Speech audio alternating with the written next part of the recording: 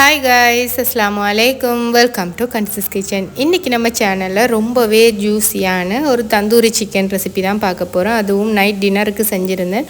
ரொம்பவே சூப்பராக வந்துருந்துச்சு. அதனால் அதை ஒரு vlog-ஆக எடுத்து உங்களுக்குமே ஷேர் பண்ணியிருந்தேன். ஸோ ரைஸ் கூட தான் நாங்கள் சாப்பிட்ருந்தோம். ரொம்பவே டேஸ்ட்டாக இருந்துச்சு. இப்போ வாங்க இதை எப்படி செய்யலாம்னு பார்க்கலாம்.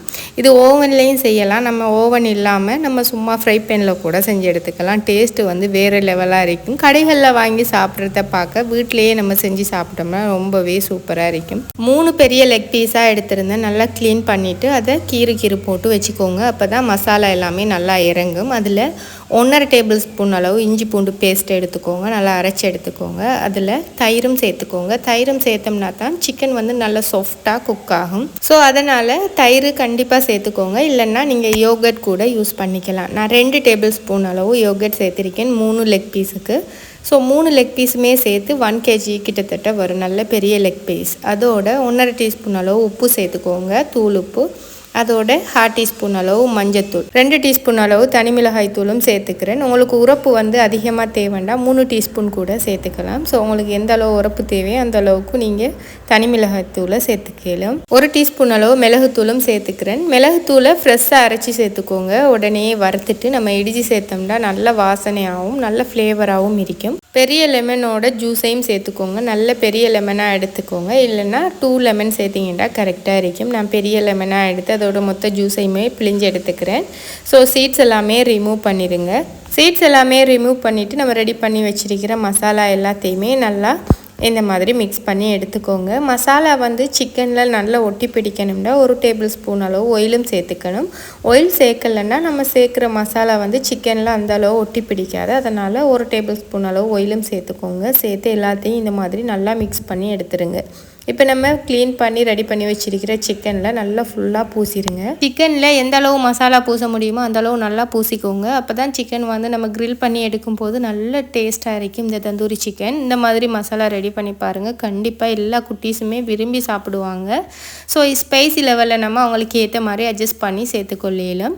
பார்த்திங்கன்னா நம்ம இருக்கிற அந்த கீரல்களுக்குள்ள எல்லாமே நல்லா அந்த மசாலா போகிற மாதிரி இந்த மாதிரி நல்லா மசாஜ் பண்ணி சிக்கனில் அப்ளை பண்ணிவிட்டு ஒரு 1 ஒரு 2 hours வந்து நம்ம அப்படியே ஊற வச்சிடணும். நைட்டில் டின்னருக்கு பண்ண போகிறோமா இருந்தால் ஈவினிங் ஒரு 5:30க்கு நம்ம வாங்கி மசாலா போட்டு வச்சிட்டோம்னா ஒரு 7:30க்கு நம்ம ஓவனில் வச்சு ஒரு 8:30க்கே ரெடி பண்ணிடலாம். ரொம்பவே சிம்பிள். மசாலா போடுறதும் அதே நேரம் க்ரில் பண்ண வைக்கிறதும் தான் நமக்கு டைம் எடுத்துக்கும்.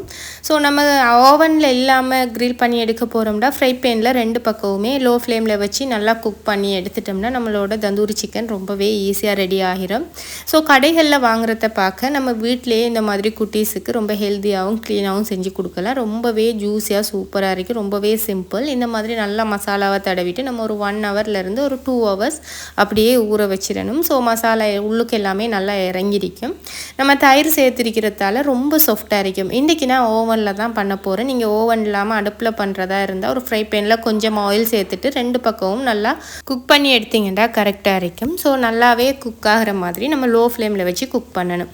ஓவனில் பண்ண போகிறதா இருந்தால் ஓவனில் வர ட்ரேயில் இந்த மாதிரி நல்லா ஃபாயில் பேப்பர் விரித்து எடுத்துக்கோங்க. கீழே மேலே வர அந்த கம்பியை வச்சுட்டு நம்ம சிக்கனை இந்த மாதிரி அடுக்கிட்டோம்னா சிக்கன்லேருந்து வர தண்ணிகள் அந்த வேஸ்டேஜ் எல்லாமே அந்த ட்ரேயில் கலெக்ட் ஆகும். நமக்கு ரொம்பவே க்ளீன் அண்ட் நீட்டாக அந்த கிரில் சிக்கனை செஞ்சு எடுத்துக்கலாம். 200 பாகை செல்சியஸில் வச்சு ஒரு 10 minutes ஃப்ரீ ஹீட் பண்ணியிருந்தேன். ஸோ நம்ம 30 நிமிஷம் மேலேயும் அடுத்த பக்கம் திருப்பி 30 நிமிஷமும் பேக் பண்ணோம்னா கரெக்டாக இருக்கும். நீங்கள் ரோடை வந்து கீழே மேலே ஒன்லேயே வைங்க. ஸோ நம்ம கீழே இந்த ட்ரே வச்சிருக்கிறதால கீழே நல்லாவே பேக் ஆகாது. அதனால தான் சிக்கனை பிரட்டி வச்சு 2 பக்கமுமே பேக் பண்ணுறோம். ஒருவேளை நீங்கள் இந்த மாதிரி ட்ரே வைக்கலைன்னா 2 பக்கமும் பிரட்டி வைக்க அவசியம் இல்லை.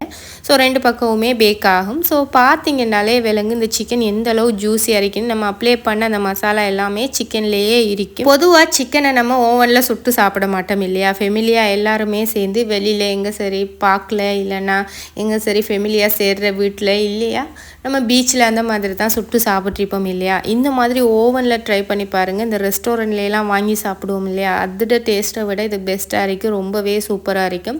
ரொட்டி இல்லைன்னா நான் பராட்டா இந்த இந்த மாதிரி சேர்த்து சாப்பிட்றதுக்கு கூட சூப்பராக இருக்குது. இல்லையா நம்ம வீட்டில் சுட சுட ரைஸ் சமைச்சிட்டு கூட சர்வ் பண்ணலாம். இது எதுவுமே தேவையில்லைங்க. வெறும் சிக்கனை நம்ம மயோனஸில் டிப் பண்ணிவிட்டு வெங்காயம் வச்சு சாப்பிட்டோம்னா வேறு லெவலாக இருக்கும். கண்டிப்பாக ட்ரை பண்ணி பார்த்துட்டு உங்களுக்கு எப்படி இருந்துச்சுன்னு உங்களோட ஃபீட்பேக்ஸை ஷேர் பண்ணிக்கோங்க. நான் ரைஸ் கூட சாப்பிடலாம்னு தான் கிரில் சிக்கன் ரெடி பண்ணி எடுத்திருந்தேன். பட் சாப்பிட்டது என்னமோ வெறும் சிக்கனை தான் மைனஸ் கூட டிப் பண்ணி சாப்பிட்ருந்தோம். ஸோ ரொம்பவே சூப்பராக இருந்துச்சு. குட்டீஸ்லேருந்து பெரியவங்க வரைக்குமே ரொம்ப ஃபேவரட்டாக விரும்பி சாப்பிடுவாங்க இந்த சிக்கனை.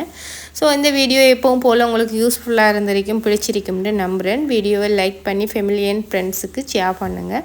இப்போ தான் நம்மளோட சேனலை ஃபர்ஸ்ட் டைம் பார்க்குறீங்கன்னா சப்ஸ்கிரைப் பண்ணி சப்போர்ட் பண்ணுங்கள். இன்னும் ஒரு இன்ட்ரெஸ்டிங்கான வீடியோவில் சந்திப்போம். டேக் கேர், பாய்.